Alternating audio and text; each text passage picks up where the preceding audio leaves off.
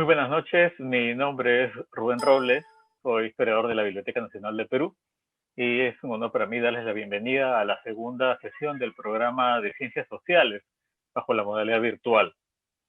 El programa tiene por finalidad contribuir a la formación de la ciudadanía en temas referentes a ciencias sociales en el Perú, propiciando el análisis, la reflexión y el intercambio de ideas en torno a nuestros contextos diversos. Antes de presentar a nuestro expositor, queremos recordar a los participantes que pueden hacer sus preguntas de la siguiente manera. A los que nos siguen a través de la plataforma Zoom, pueden escribir sus preguntas directamente en el chat y quienes nos acompañan a través de Facebook pueden hacerlo mediante los comentarios. Agradeceremos que sus preguntas sean precisas y breves para poder formularlas de una manera mucho más rápida y dinámica. Nos complace presentar a nuestro ponente de hoy día, el doctor Francisco Durán Arnissen. El doctor Durán es PhD por la Universidad de California, Berkeley, sociólogo y politólogo formado en la Pontificia Universidad Católica del Perú. Sus líneas de investigación se han preocupado por el tema de los grupos de poder, las relaciones entre las corporaciones y el Estado, el desarrollo institucional, entre otros temas de gran importancia para entender a nuestra región. Ha sido, entre otros cargos, docente de la Universidad de Texas Austin, asesor y consultor para el Banco Interamericano de Desarrollo, el Centro Interamericano de Administración de Impuestos, ha dictado en la Universidad de Oxford, ha sido profesor invitado en la Universidad de Harvard y ha dictado en la Universidad de Chicago y la Universidad Libre de Berlín. Actualmente es profesor principal en la Pontificia Universidad Católica del Perú. Sus libros tienen títulos tan sugerentes y profundos como Los 12 Apóstoles de la Economía Peruana, publicado en 2017, Odebrecht, la empresa que capturaba gobiernos, en 2018, La captura del Estado en América Latina, Reflexiones teóricas, de 2019, y junto con Emilio Salcedo, La democracia del dinero, ¿quién financia a los partidos políticos?, entre otros títulos. Ha publicado además libros en Estados Unidos e Inglaterra y contribuido en numerosas revistas especializadas en varios continentes, tales como La Nueva Sociedad, Revista Mexicana de Sociología, Oxford Development Studies y otras revistas, ¿no? Así que tras esta breve introducción, le damos la bienvenida al profesor Francisco Durán, quien nos presentará una conferencia con mucha relevancia y actualidad titulada Estado y corrupción en América Latina, reflexiones teóricas. Adelante, profesor Francisco, lo escuchamos. En primer lugar, quisiera agradecer la invitación de la Biblioteca Nacional del Perú, que es una institución fundamental para la cultura, para conocer nuestro pasado, pero también para discutir más temas del presente, como es el caso de esta charla que voy a dar, y para tener un mejor sentido de dirección, que es, yo creo, un tema de fundamental importancia ahora que estamos celebrando el bicentenario y donde los peruanos nos preguntamos hacia dónde vamos a ir. El tema que voy a tratar y que me han pedido los organizadores de este evento de ciencias sociales es el tema de la corrupción institucional.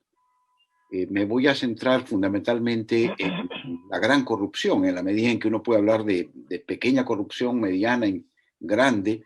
Yo me voy a centrar en aquella que es mayor, y voy a prestar particular atención a un tipo de corrupción que se da de manera relacional, es decir, que involucra por lo menos dos actores, las grandes empresas privadas constructoras y el Estado latinoamericano.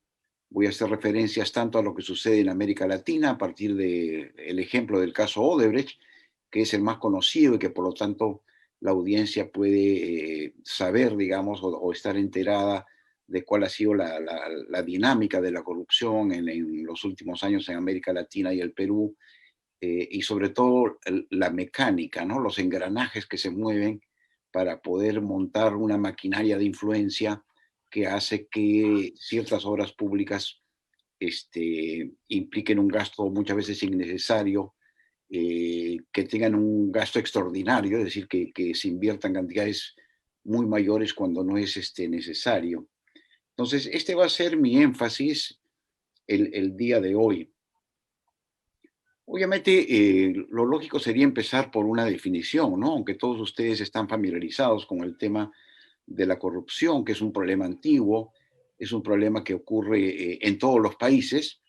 Creo que es conveniente decir que la corrupción ocurre cuando uno se favorece o se apropia de algo indebidamente y lo hace transgrediendo dos tipos de normas. Las normas sociales, las normas que tienen los individuos, las familias, las iglesias, los grupos sociales de un país que intentan actuar, digamos, correctamente, y las normas legales existentes en un determinado país.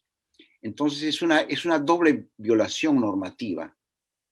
Uno, que afecta a la sociedad, y dos, la que afecta al Estado.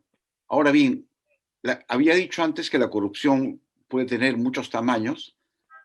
Quisiera añadir que también la corrupción puede tener muchas formas. Y no voy a hacer una taxonomía de todos los tipos de corrupción existentes, pero ciertamente sí llamarle la atención que es particularmente importante en el caso de América Latina y el Perú, empezar, pero no terminar, atacando la gran corrupción, aquella donde se utilizan mayores cantidades de dinero y donde el efecto corrosivo, el efecto destructivo en la moral pública, pero también en todas las instituciones de la sociedad, es mayor. Entonces, por ahí es donde yo pienso que hay que ir atacando organizadamente, pacientemente, legalmente, con base jurídica, en base a investigaciones con debido proceso, este problema. Si uno no toma iniciativas de este tipo, lo que sucede es lo siguiente: estás incentivando la corrupción, porque ocurre no tanto porque tenga que fatalmente darse estos casos de apropiación de bienes ajenos por medio de influencias o favores, ¿no? Para obtener algo que uno no merece, sino que ocurre fundamentalmente porque puede haber contextos, sociedades, países donde, por razones que no vamos a discutir porque implicaría una discusión muy larga, eh, no se dan las señales de riesgo que en otras sociedades que tienen mejores niveles de combate a la corrupción previene el delito. Entonces, como tu riesgo es bajo y al mismo tiempo la ganancia es muy alta, existe un incentivo muy fuerte hacia la corrupción. Eso hace más difícil controlarlo y que se corre el peligro de que este tipo de comportamiento se haga normal, como decimos en sociología, que se institucionalice. Entonces vivimos en un mundo que es al revés. La transgresión de normas éticas, la transgresión de la ley, se convierte en algo cotidiano. Entonces, por esta razón, y debido al hecho de que hoy en día tenemos la ventaja comparada a momentos anteriores de nuestra historia, de conocer la corrupción en mucho mayor detalle, gracias a que tenemos formas de documentarla que antes no existían. Se está generando una mayor conciencia en la población, en la ciudadanía, entre los especialistas, y hay un clamor por sancionar la corrupción, es decir, por elevar los niveles de riesgo y al mismo tiempo para reducir los incentivos a la corrupción, porque quien está involucrado puede ser ahora, puede tener una mayor probabilidad de ser descubierto, y descubierto con documentos, con testimonios, con videos y con audios, ¿no? Y eso nos ha permitido, es ciertamente una contribución de las tecnologías modernas, ¿no? Que tiene varios efectos, pero este es uno ciertamente positivo, que hace que tengamos ahora renovados bríos, tanto a nivel nacional como internacional, para poder combatir la corrupción con mejores elementos, porque como ustedes comprenderán, cuando se paga un soborno, que es una de las formas más comunes de la corrupción para obtener un contrato ilegítimamente, hay un pacto de silencio. Quienes están involucrados en el acto no dicen nada al respecto y más bien ocultan lo que han hecho, simulan una especie de cumplimiento de la ley. Y una vez que se descubre o comienzan a aparecer los indicios, hacen lo imposible para tapar, para esconder. Y en algunos casos puede llegar al extremo de la destrucción de pruebas o la distorsión de los procesos de investigación. O incluso, en algunos casos, el recurrir a una serie de mecanismos legales para demorarlos, para atrasarlos y para finalmente impedir que estos procesos continúen. Y todas estas características que estoy describiendo de lo que es la dinámica de la corrupción, después voy a entrar con más claridad a los mecanismos, es algo que ocurre de distintas maneras, como había dicho ya antes, en muchos países, ¿no? Pero que es particularmente marcado en América Latina. Ahora, tampoco hay que exagerar esta ocurrencia de la corrupción y en la medida en que si uno ve los rankings y los estudios internacionales que tratan de medir con algún indicador dónde es más alta, dónde es mediana y dónde es más baja, en América Latina nosotros estamos más o menos situados en el medio. Y en el caso de los países latinoamericanos, si tenemos una mirada a su interior, el Perú también está en un caso intermedio.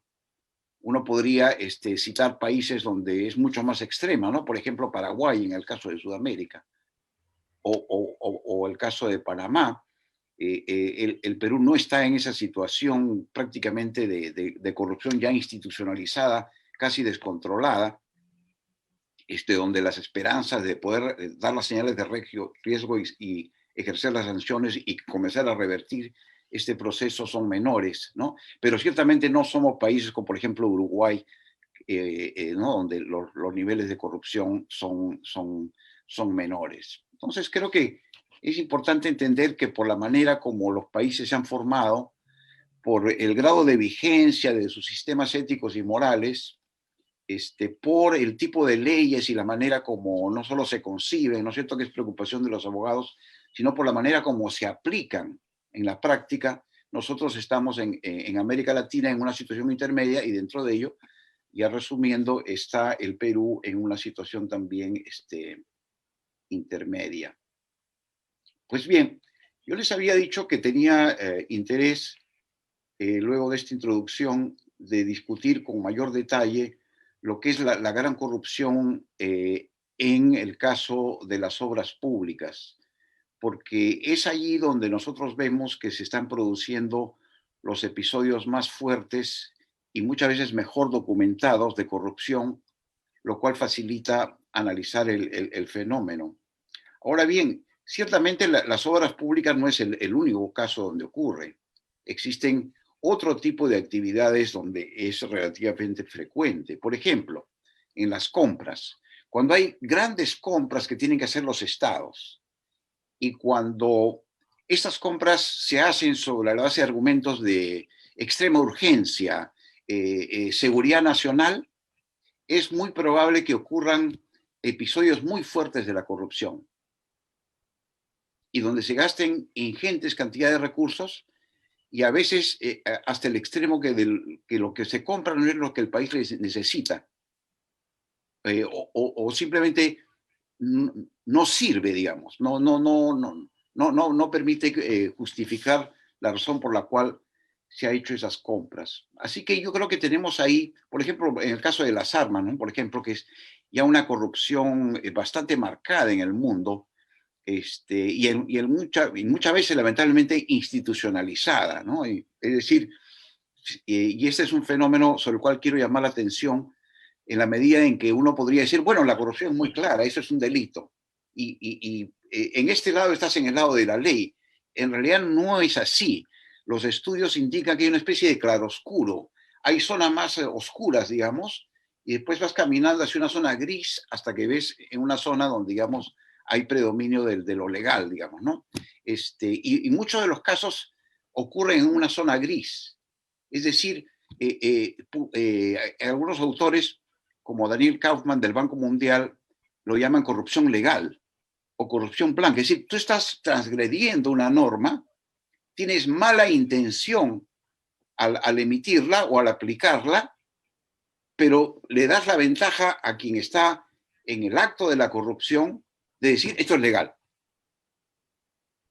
Entonces, de esa manera existen, quiero remarcar este punto, muchas zonas grises, y donde obviamente en la medida en que hay una cierta base legal, inmediatamente eso facilita una defensa en el caso de que estalle la investigación, ¿no es cierto? Entonces uno puede también tomar en cuenta este fenómeno de cómo actores muy poderosos son capaces de crear leyes, de fabricarlas en colusión con una serie de expertos, digamos, en materia jurídica, de tal manera que crean las condiciones para que sea imposible cumplir con la misión, digamos, de resguardar los recursos del Estado, de invertirlos de la mejor manera para el beneficio de su población y ciertamente de afectar la ética, ¿no? Entonces, creo que este es un campo interesante que seguramente los estudiantes de Derecho en los cursos de ontología,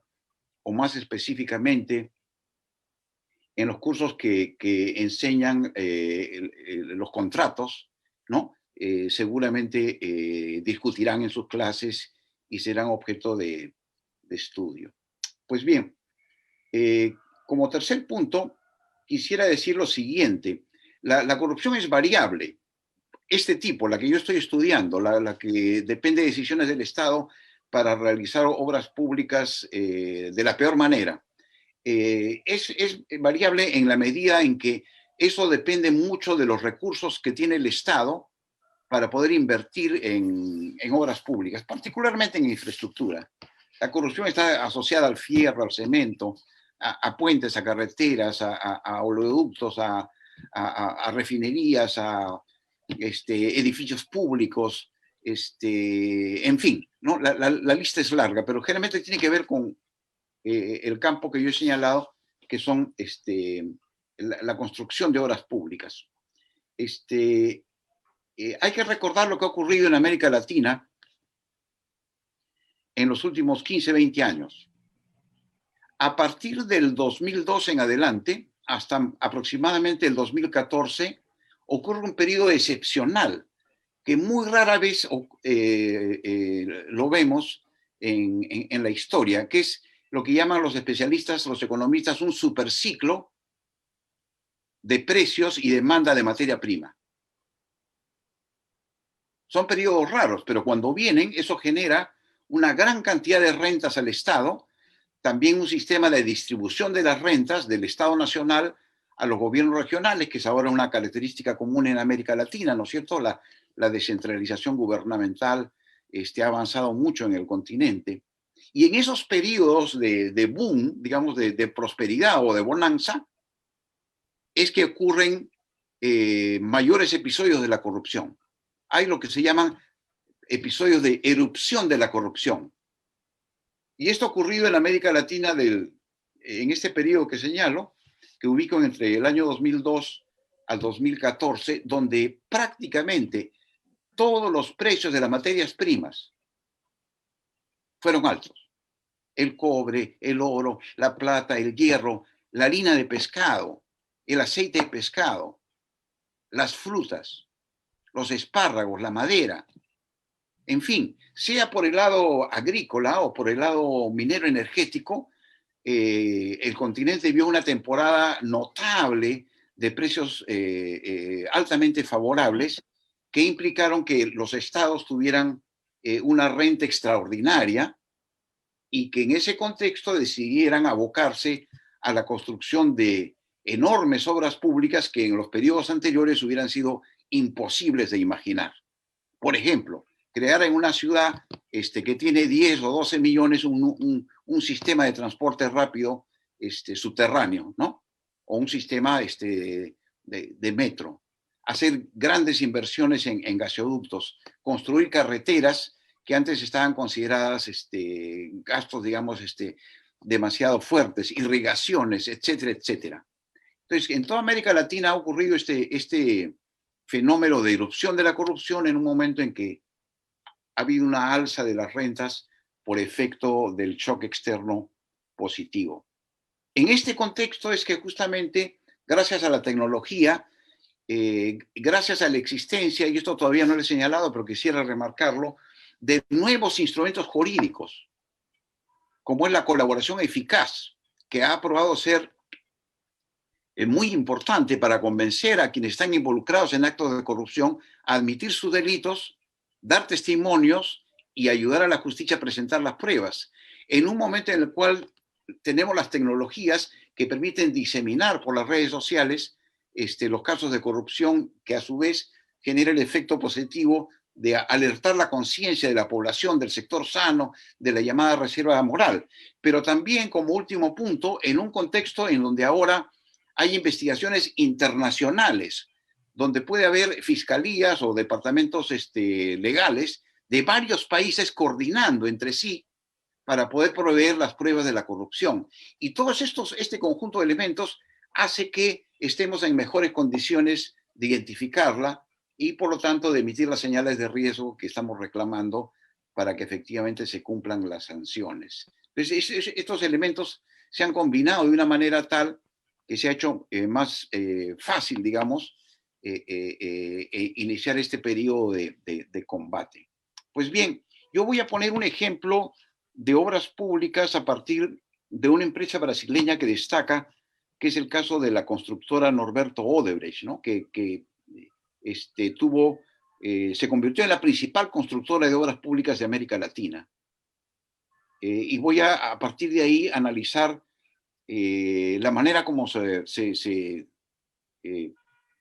oculta o justifica la corrupción, los mecanismos que se utilizan, y después voy a hacer referencia a algunos casos particulares para que nosotros podamos ver en concreto a qué nos estamos refiriendo, y con eso ya cerraría mi presentación.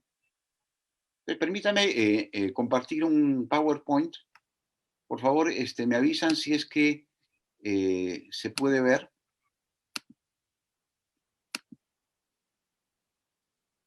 Perfecto, se ve. Muy bien.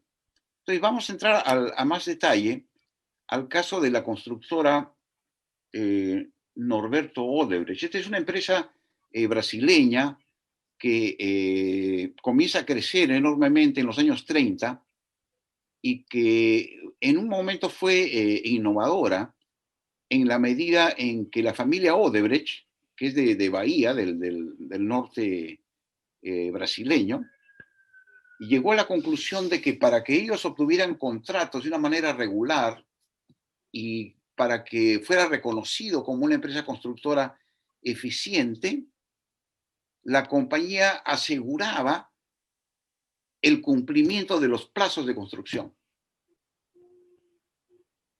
Y además, porque contaba con buena ingeniería, era capaz de hacer obras al principio de mediana envergadura y después, por el tamaño del Brasil, de gran envergadura, hecho que después le permitió su proyección al mundo, poder hacerlas con buena ingeniería. Es decir, no era ingeniería de primerísimo nivel, pero se acercaba bastante. Y a medida que crecía, fue mejorando su capacidad de hacer muchas obras entregadas en el momento en que se había acordado, de una manera que funcionaran. Y al principio esto fue considerado un modelo, digamos, de gestión. Sin embargo, a medida que Odebrecht pasa de Bahía al Brasil y que se convierte en la constructora preferida de los militares brasileños en los años 70, asociada estrechamente al crecimiento de Petrobras, una gran empresa petrolera que construía pues plataformas marinas, oleoductos, ¿no? Grandes edificios, y a otras obras públicas en el momento en que Brasil comienza a expandirse y construir su infraestructura. Algo ha pasado en la historia de esta empresa durante la gestión de Marcelo Odebrecht. Hay discusiones al respecto y no se sabe bien en qué momento ellos comienzan este proceso de transgresión, donde se olvidan de la ética y usan la ley para poder favorecerse y sobre todo inflar los costos de las obras. Pero probablemente en los años 70, 80, que es el momento en que ellos se proyectan al continente, ya había instituido la propia empresa un sistema por medio del cual obtenía contratos de una manera amañada. Y la idea no era estafar al país, porque realmente las obras las hacían bien.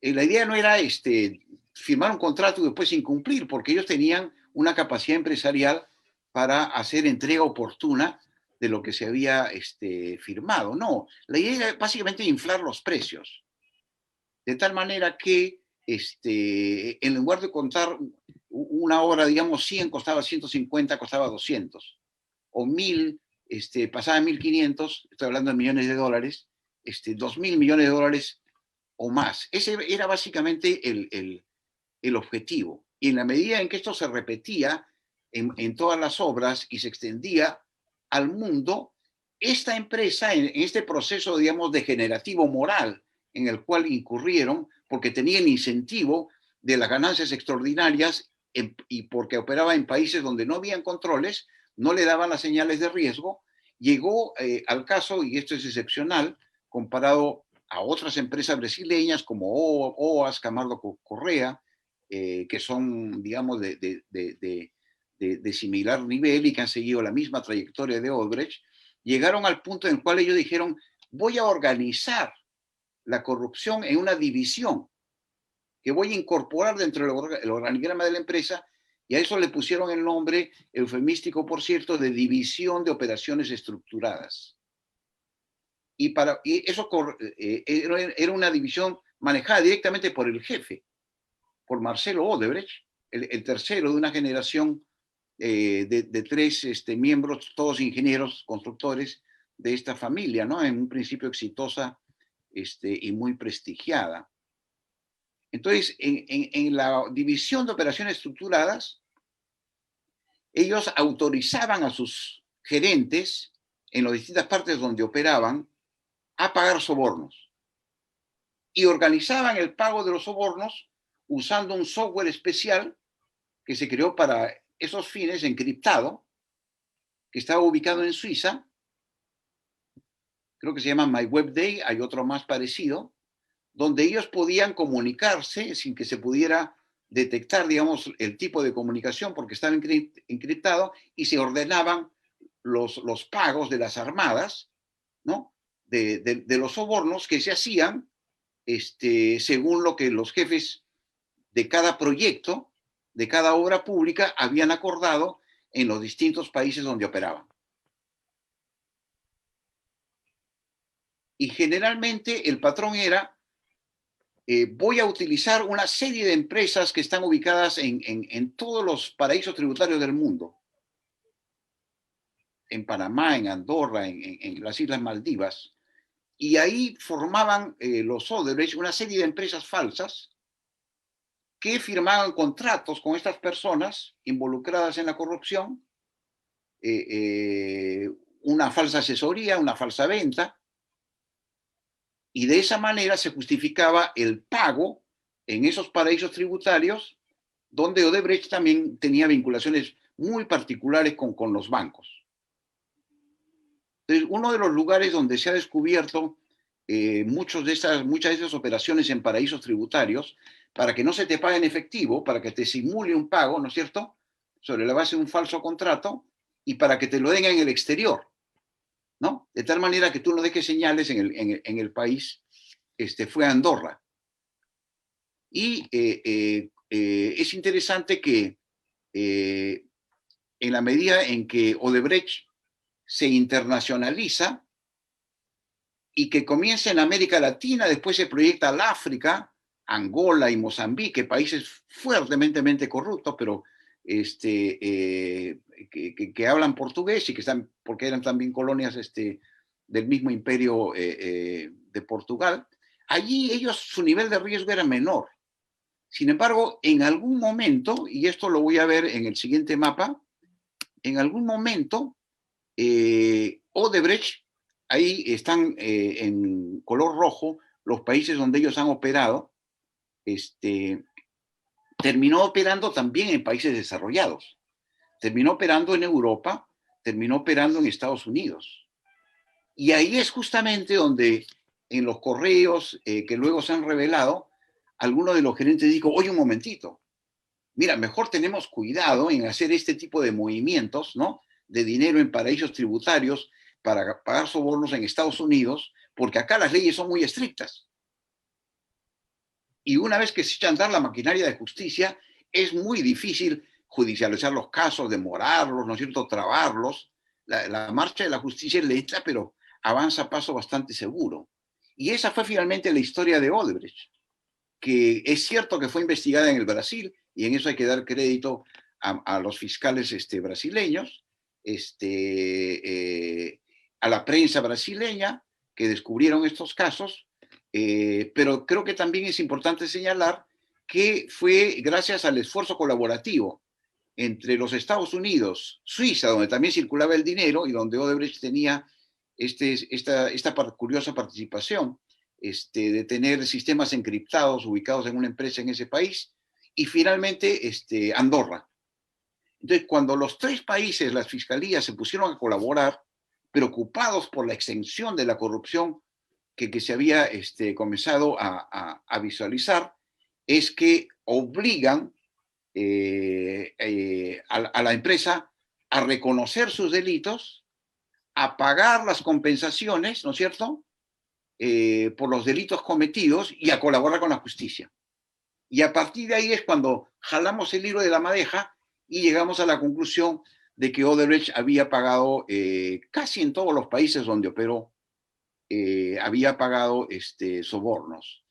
Y ese fue el destino fatal que tuvo esta empresa, que ha caído en desprestigio, digamos, ¿no? Sin embargo, el mapa puede ser un poquito engañoso. La mayor cantidad de obras las hizo en América Latina, y como ven, está prácticamente todo el continente, excepto algunos países de Centroamérica y Bolivia, ¿no? En Bolivia tuvo problemas con una carretera y al final terminó dejando de actuar en ella. Bien, les había dicho que para entender este problema es necesario ver una estrategia de captura, digamos, donde la empresa literalmente es capaz de capturar el Estado, gobierno a gobierno, y usar una serie de mecanismos de influencia que luego vamos a ver. Pero yo quisiera destacar el hecho de que las corporaciones, en algunos casos, no todas, ¿no es cierto?, pero principalmente en el sector de obras públicas, donde incluso grandes empresas como Siemens en Alemania, digamos, también han sido descubiertas con las manos en la masa, o empresas en Estados Unidos, ¿no?, que logran hacer pagos en los años 70 en efectivo a un vicepresidente de la República, ¿no?, para que vean que este es un fenómeno que no es típico solo de América Latina, y ciertamente menos del Perú, ¿no? Pero hay casos donde usan una serie de instrumentos de influencia combinados de manera inteligente, porque son profesionales altamente calificados y muy bien pagados y con mucha experiencia. Entonces, no solo Odebrecht desarrolló una estrategia de negocio, ¿no es cierto?, un modelo, sino también una estrategia de influencias, ¿no?, que se basó, se asentó en la llamada división de operaciones estructuradas. Bien. Entonces, es interesante cuando Marcelo Odebrecht se quiebra y termina admitiendo sus delitos. Ahí recomiendo la serie de Netflix, ¿no?, que se llama O Mecanismo, que la verdad que me pareció bastante acertada, a pesar del drama, digamos, ¿no?, y una parte ficticia, digamos, para entender cómo funciona este sistema montado por Marcelo Odebrecht, ¿no? Y en su primera declaración, él dice que él usaba un sistema que se puede llamar de tres patas, o sea, un trípode. Dice, para que yo tenga éxito en el rubro de la construcción de obras públicas, en mi país y en el exterior, yo tengo que tener presencia en las inauguraciones. La marca Odebrecht debe aparecer en los puentes, en los edificios, en los oleoductos, en las represas, en las carreteras. Es decir, lograr posicionar una marca como aquella empresa que es capaz de hacer entrega oportuna, con buena ingeniería, de grandes obras públicas. Y para eso ellos tienen que tener relaciones con los gobiernos, porque los gobiernos son los que hacen los contratos y los que pagan por las obras públicas. En segundo lugar, dice Marcelo Odebrecht en su primera famosa declaración, Si yo quiero que el logo de Odebrecht esté presente en estas grandes obras, yo tengo que tener relaciones personales al más alto nivel posible. Debo relacionarme con el presidente, con los ministros. Y a partir de ahí, todo cae en cascada. Es decir, si tú logras un contacto al más alto nivel político posible, es muy probable que de ahí el presidente dé instrucciones al ministro y el ministro a su vez dé instrucciones a los funcionarios hasta que bajas en toda la cadena de decisión de mando que interviene en la aprobación de un contrato y en la supervisión. Y efectivamente, Marcelo Odebrecht, trataba directamente con los presidentes. En algunos casos, no solo trataba con los presidentes, sino que también involucraba en su red, esto es una corrupción organizada, ¿no es cierto? Involucraba en su red a secretarios de la presidencia o colocaba a su propia gente como asesores del propio presidente, como ocurrió en la República Dominicana, que lamentablemente no ha avanzado mucho en sus investigaciones. Entonces, el punto número 2 aseguraba el punto 1. Y como punto 3, y lo dice Odebrecht de manera muy clara, y de esto está probado, ellos tenían que financiar campañas. Porque la campaña le permitía, según Odebrecht, generar una deuda presente y futura. Entonces tú empiezas contribuyendo con una donación. Y entonces ya los mecanismos, una vez que la persona es elegida en el Congreso, una vez que la persona pasa a la presidencia o como ministro, ya han establecido una conexión íntima y están listos para esperar el momento en que le van a soplar al oído y le van a decir, presidente, ministro, mi empresa puede en tiempo récord y de manera muy eficiente crear grandes obras públicas que su país necesita y que usted como persona necesita para dar crédito de éxito a su gestión política. Y en teoría, según Odebrecht y según otros, todos ganan. Gana el Estado porque tiene la obra pública, gana el país porque ahora ha mejorado su infraestructura, ganan los usuarios, ¿no es cierto?, de los trenes eléctricos, los que reciben agua de las irrigaciones, todos ganan. Pero eso en realidad es un falso concepto, porque quien está perdiendo es el país y quienes están perdiendo son las instituciones y lo que se está deteriorando es la moral pública y la moral de las personas. Entonces, ese argumento de que, bueno, todos ganan, es un argumento falso. Esa es la apariencia, ¿no es cierto? Tú anuncias una gran obra, luego ¿no? La inauguras, comienza a funcionar, caramba, ¿no? Estamos avanzando, estamos progresando. Sin embargo, esto no es así porque hay un costo y la corrupción obviamente oculta los costos en este pacto de silencio entre todos los que están involucrados en la red. Bien, muy rápidamente, en la medida en que Rubén todavía tiene un poco de tiempo, ¿no es cierto? Algunos minutos más. Voy a mencionar los instrumentos de captura. Son una serie, ¿ya? Pero no, y la lista incluso puede ser, puede incluir actividades mucho más delictivas de la que aparezco mencionando acá, pero quisiera mencionar lo siguiente, el lobby, ¿no? Es decir, las gestiones de intereses, donde tú te contactas con alguien para introducir la idea de que se debe hacer una obra pública. La puerta giratoria, es decir, controlar los nombramientos, asegurarte que quien está en posiciones de poder es alguien vinculado a tu interés personal. Eso se le llama puerta giratoria. La financiación de campañas, que puede ser legal, obviamente, ¿no? Si son declaradas, o pueden ser informales o ilegales, según la ley, cuando el dinero se paga, pues, en efectivo. En tercer lugar, tú utilizas también para la captura, con fines de corrupción, de obras infladas, redes de influencia. Tú utilizas abogados, ¿no? Expertos, consultores, ingenieros, ¿no?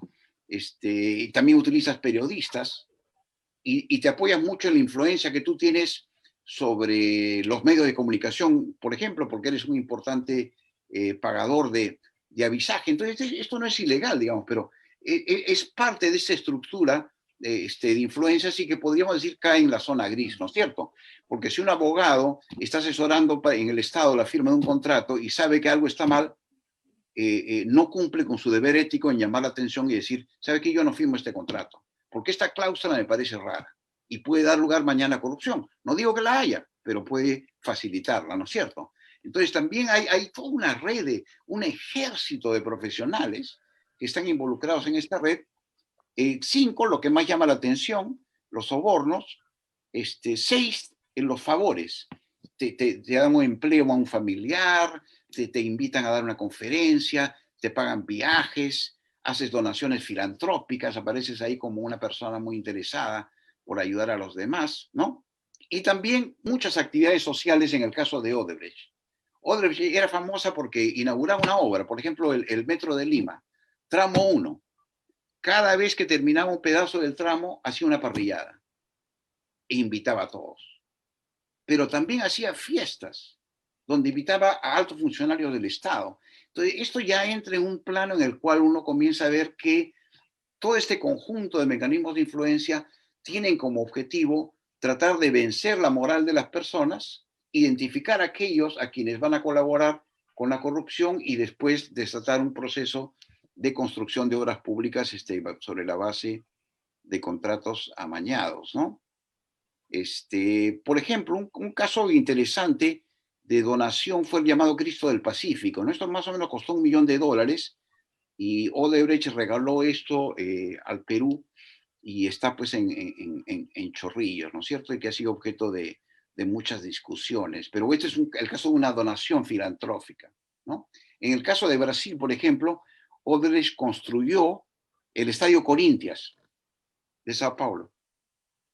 Construyó un estadio como donación. Entonces, acá es donde estamos en la zona gris, ¿correcto? Es legal, aparentemente cumple una función social, pero si uno ve el conjunto, el panorama, todo el bosque, ¿no? Este árbol no nos debe impresionar, ¿no? Y finalmente tenemos el caso de lo que él llama la tortuga en el árbol.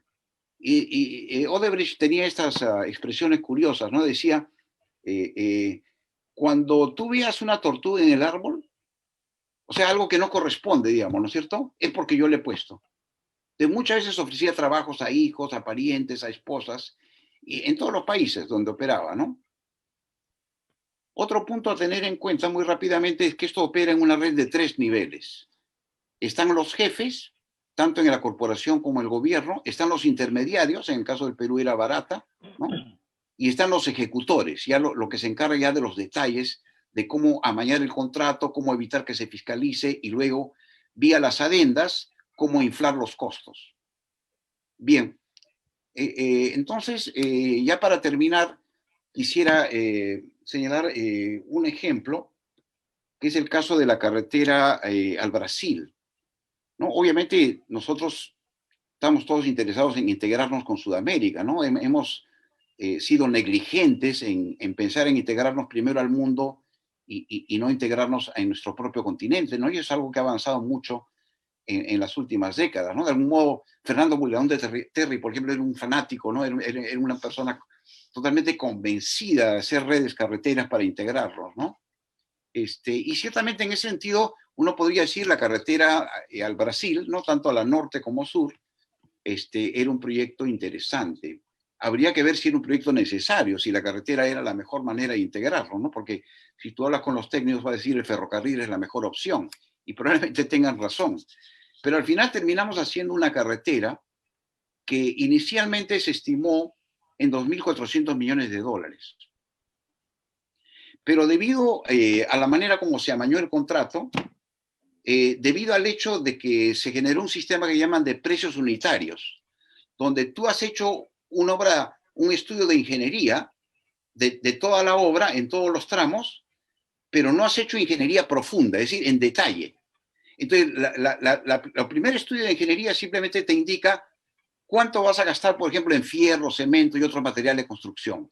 Entonces, tú le aseguras en el contrato un precio unitario, tanto por bolsa de cemento, tanto por tantos kilómetros de fierro.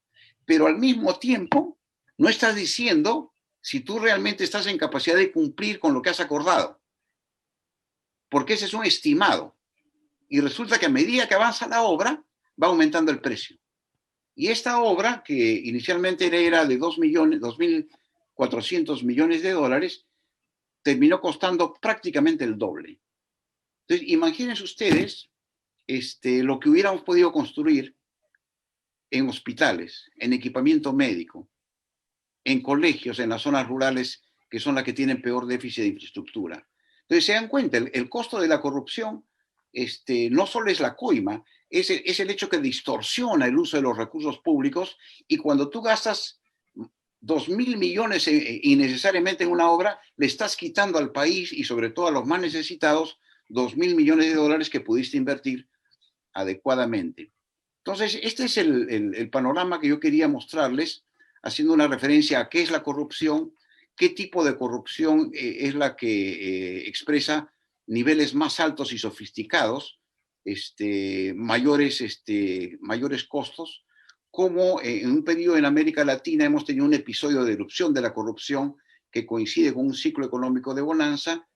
En este contexto, cómo no, ha ido apareciendo estas empresas constructoras que en algún momento de su historia empresarial entran por el mal camino, y el efecto que ha tenido y los mecanismos que ha utilizado.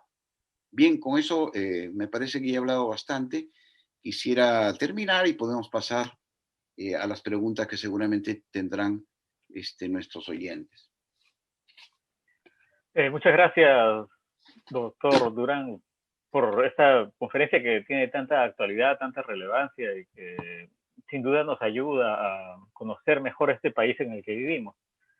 El público ha estado muy interesado, ha estado formulando sus preguntas, hemos estado viéndolas, recopilándolas, y nos han estado viendo, le cuento un momento también para que aprovechar para mandar saludos. Nos han visto desde acá, desde Lima, desde Arequipa, desde Ayacucho, Moquegua, Cusco, Piura, incluso desde Alemania. Así que, y como esto va a quedar grabado, van a seguir viéndonos todavía. Huancayo también me dicen acá en el chat. Huancayo, Trujillo. Así que ahí algunos siguen anotando todavía de dónde nos han visto. Y nos van a seguir viendo. Han dejado algunas preguntas que más o menos en orden de aparición vamos a leer. Y empezamos con la primera. La primera pregunta dice, se ha hablado sobre las formas que adopta la corrupción, pero se habla poco, o relativamente poco, de las relaciones de dependencia del Perú respecto del exterior. En este sentido, dice la pregunta, ¿cómo pensar soluciones para erradicar o por lo menos disminuir los índices de corrupción en el Perú? Digo, una pregunta muy pertinente. Y de algún modo yo en la charla he señalado algunos elementos abstractos que son importantes avanzar en este camino, ¿no? Es decir, toda sociedad que experimenta casos de corrupción de individuos, corrupción en organizaciones civiles, del Estado o en grandes empresas privadas, tiene que tener la capacidad de ejercer sanciones. Hace poco estuvimos en una charla similar con el historiador Antonio Zapata, y él mostraba cómo a lo largo de la historia había habido esta dificultad de sancionar. Y yo creo que a pesar de que podrían haber, casos donde se argumente que no hemos avanzado lo suficiente, que todavía falta mucho, aún así yo diría que comparativamente el Perú ha comenzado a emitir señales de riesgo. Y esas señales de riesgo tienen que ver con los elementos que he señalado, pero que quisiera remarcar para poder contestar adecuadamente la pregunta. Estamos en un momento donde ahora hay mucha información, y la información ya no es controlada por quienes generalmente lograban tapar, ocultar, ¿no es cierto?, finalmente descarrilar los procesos de investigación. Si ustedes ven, por ejemplo, cuántos libros sobre la corrupción hay en el Perú, son muy pocos, y muchos empiezan recién en el siglo XXI. Si ustedes ven cuántos libros hay hoy sobre la corrupción, cuántos debates, cuántos casos documentados, ha habido ciertamente un gran avance. Entonces, el acceso a la información sobre casos ha sido notable, ¿no? Y junto con eso tenemos ahora mejores instrumentos para combatir la corrupción, y el principal es la llamada colaboración eficaz. Eso ha sido algo diseñado durante muchos años en Estados Unidos para poder combatir la mafia, es decir, el crimen organizado. alguien puede cometer un asesinato a nombre de la mafia, entonces tú juzgas a la persona que lo mató, pero esa persona que lo mató recibió órdenes. Entonces, ¿cómo llegas a detectar la red que está detrás y que dio las órdenes para que se asesinara a alguien? Tienes que estudiarla y al mismo tiempo tienes que generar un incentivo para la delación, digamos, ¿no? En algunos casos le llaman también delación premiada. Entonces, yo creo que es un instrumento que hay que discutir, que puede tener a veces excesos, en otros casos limitaciones, pero que es muy importante. Sin embargo, todavía estamos en un campo en el cual no hemos avanzado suficientemente, y es que los procesos por medio de los cuales se inician estas investigaciones tienden a dilatarse o en todo caso a no concluir por manejos procesales.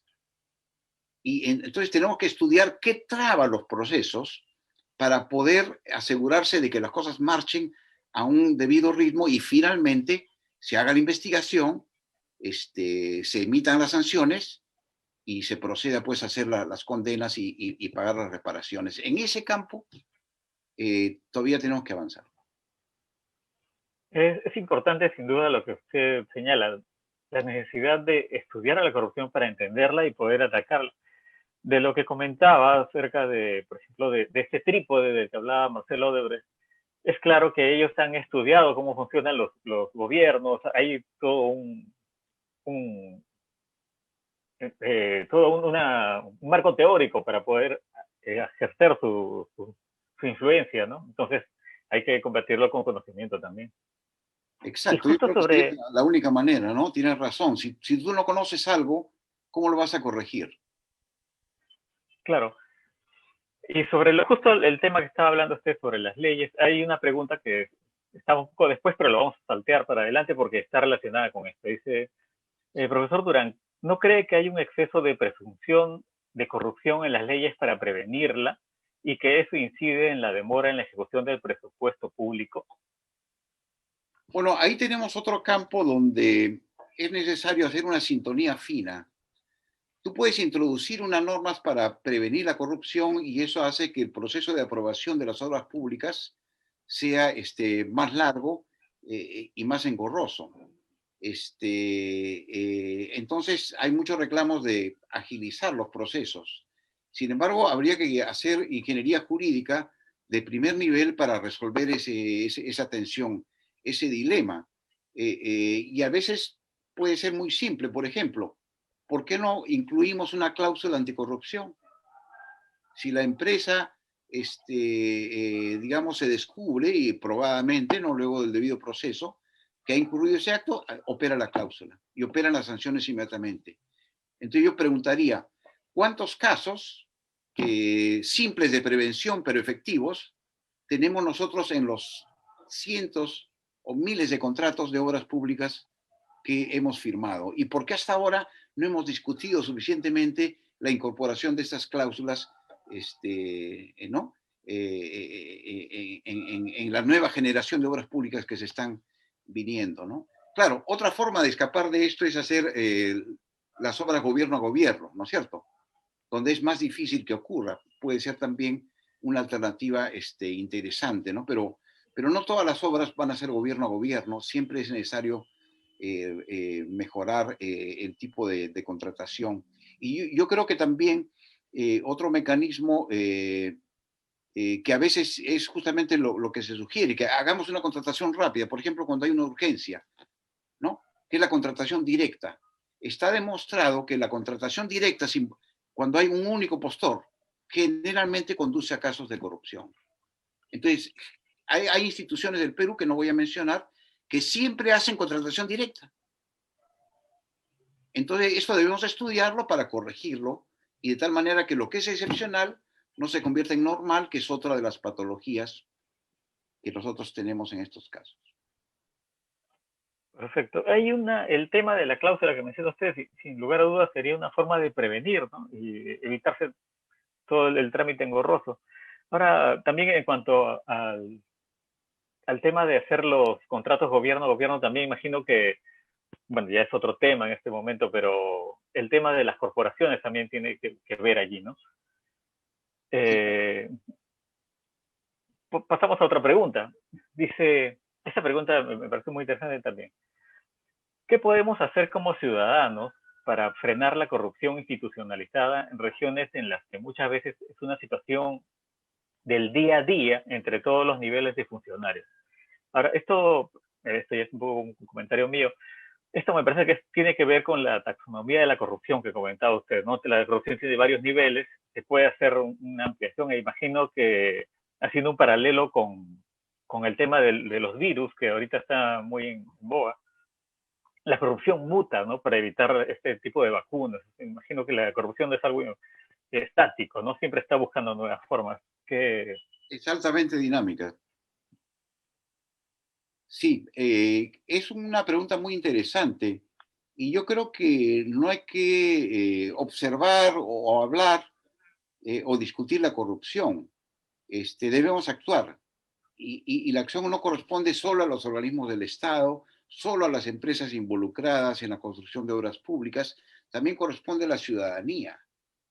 Entonces, la ciudadanía debe ejercer en un sistema de vigilancia en base al conocimiento de las leyes, acumulando experiencia de cómo se pueden hacer un seguimiento a los casos, pero la forma es muy sencilla, ¿no? Hay distintas instituciones, por ejemplo, las universidades, algunas ONGs, otras entidades, que pueden comenzar a hacer seguimiento de obras públicas. Para cada gran obra pública, que es donde hay mayor propensión a la corrupción y donde hay mayor desperdicio de los recursos, ¿no es cierto? Para cada obra pública podríamos crear un sistema de vigilancia. Por ejemplo, en Lima se está construyendo la línea 2 del metro. ¿Tenemos ahora ese sistema de vigilancia? Entonces yo creo que es un buen ejemplo. Igual puede ocurrir en Arequipa, en Huancayo, en Piura, ¿no? Por ejemplo, en Piura hay tantos casos vinculados a la reconstrucción, ¿no? Que si hubiera una sociedad fuerte, organizada, firme, con vocación de justicia y de mejora de su región, lo que podría ser, sugiero yo, es que sean capaces de hacer una vigilancia ciudadana ordenada, legal, rigurosa, ¿no? De tal manera de que tanto el funcionario público como la empresa que está involucrada en la obra sienta que le están mirando, que le están observando y que le van a exigir el cumplimiento de los contratos y el cumplimiento sobre todo de la misión que tiene el Estado de hacer obras a precios adecuados, sin pagos bajo la mesa ni favores. sin lugar a dudas, el tema del sistema de vigilancia que usted comenta me hacía pensar en algo. ¿Qué relación hay entre, antes de pasar a la siguiente pregunta, ¿no? Algo muy breve, entre esta posibilidad de tener un Estado débil, un menor monopolio de poder en el Estado, con estos casos de corrupción? Ciertamente, mientras más burocrático sea el Estado, mientras más complicados los trámites, mientras la legislación sea enmarañada, por ejemplo, normas contradictorias, ¿no? Hay una norma, por ejemplo, que en el caso de IRSE decía, aquellas compañías que están siendo enjuiciadas por el Estado no pueden contratar. Después sale otra norma que dice, es de prioridad nacional hacer la carretera IRSA Sur, ¿no? O el metro de Lima. ¿Se das cuenta? Se crea una contradicción jurídica. Entonces yo creo que también en el campo del derecho hay que estudiar esta maraña legal y estos mecanismos legales que permiten trabar las investigaciones o judicializar los casos, o crear situaciones que son interpretadas luego, ¿no? De una manera que favorece la corrupción, ¿no? Entonces también en el campo del derecho podemos avanzar mucho en ese sentido, ¿no? A ver, pasamos entonces a la siguiente pregunta. Hay bastantes preguntas, eso es bueno, está muy animado el público. La corrupción, dice, dataría desde tiempos coloniales o virreinales, ¿no? Algo que se indica en la historia de la corrupción, está hablando claramente del libro de Alfonso Quirós, dice, pasando por la independencia y el periodo republicano, enquistándose en las instituciones y mentalidades. Frente a esta situación, ¿qué retos y acciones tenemos para cambiar esta realidad? Creo que un poco los estaba comentando, ¿no?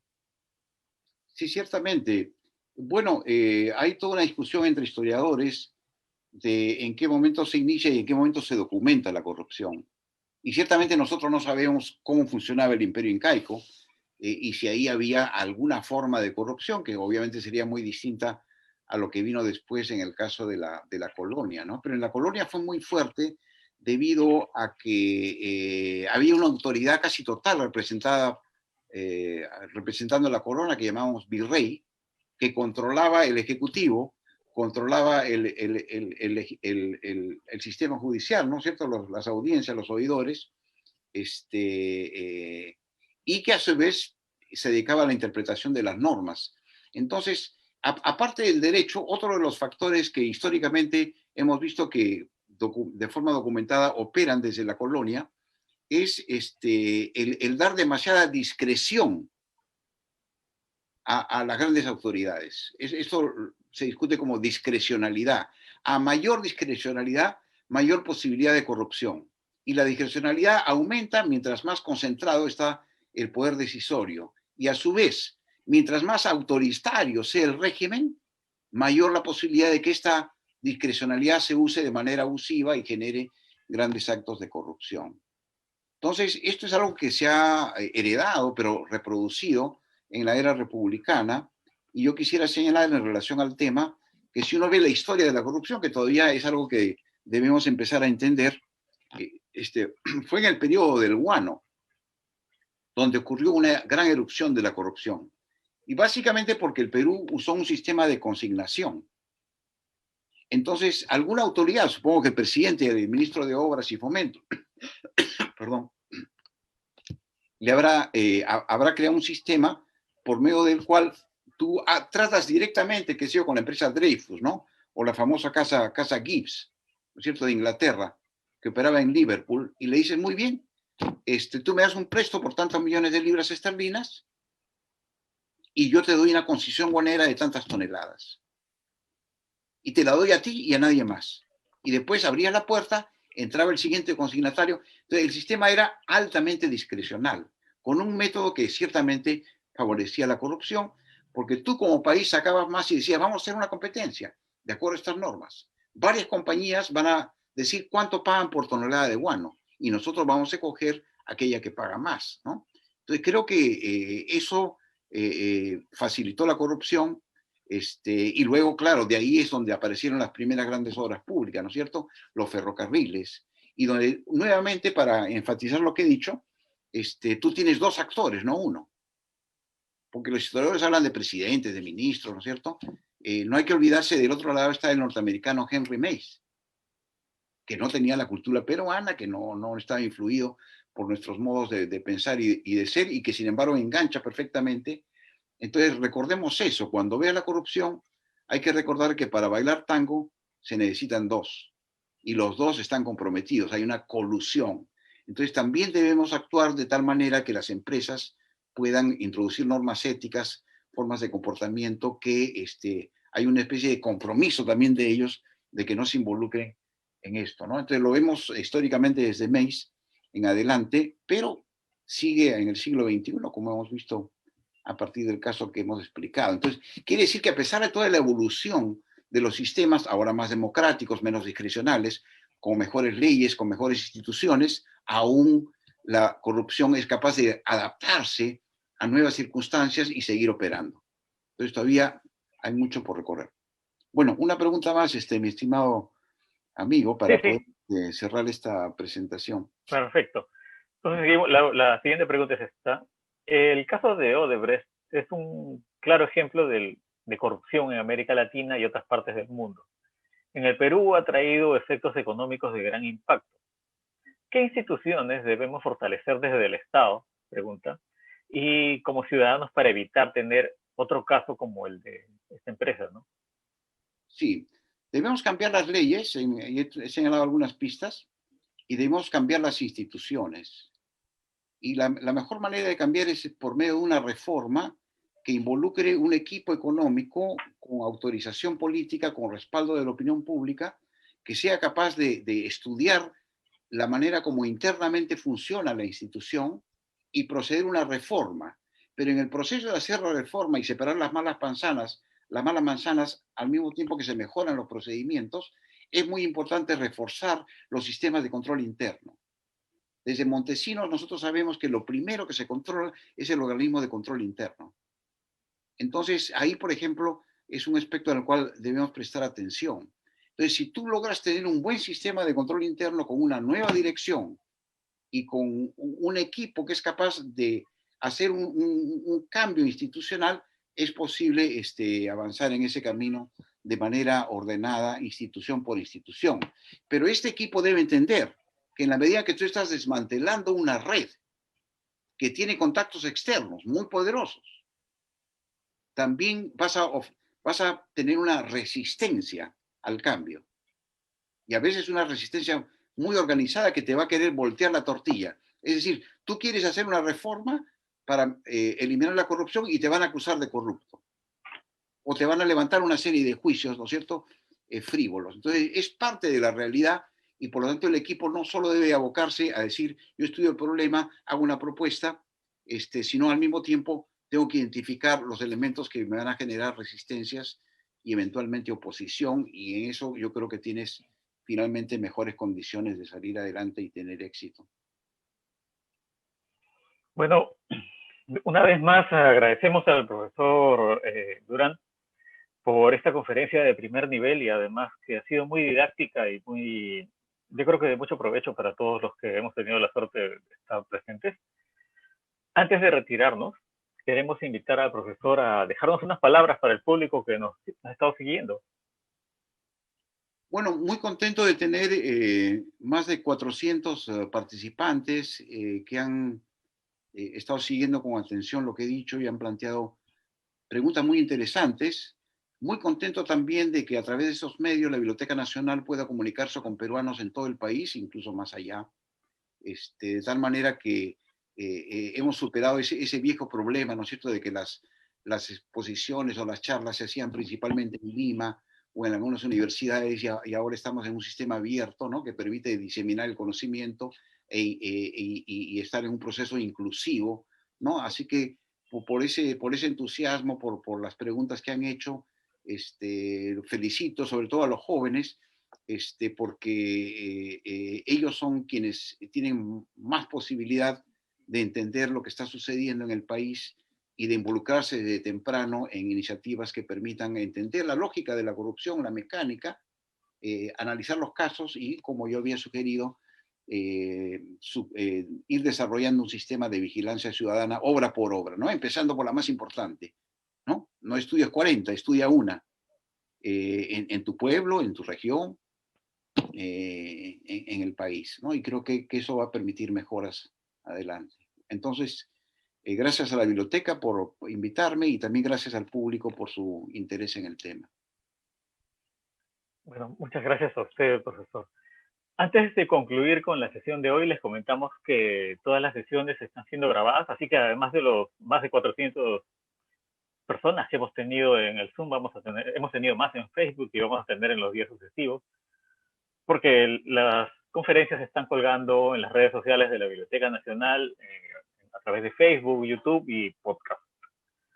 Al público asistente le agradecemos su participación y le recordamos que la próxima sesión es el viernes 21 de mayo, fecha en la que la doctora Patricia Oliart presentará la conferencia Mapeo de Juventudes del Perú de hoy. Finalmente, los invitamos a seguir las actividades culturales de la Biblioteca Nacional y les recomendamos que sigan cuidándose, mantener las medidas de prevención, el uso de la mascarilla, lavarse las manos, ya saben ustedes, mantener la distancia física, la distancia social que le dicen. Nuevamente agradecemos al doctor Durán por su participación y a todos quienes nos han seguido, quienes nos han seguido, les agradecemos también cordialmente. Buenas noches y esto ha sido todo con nosotros.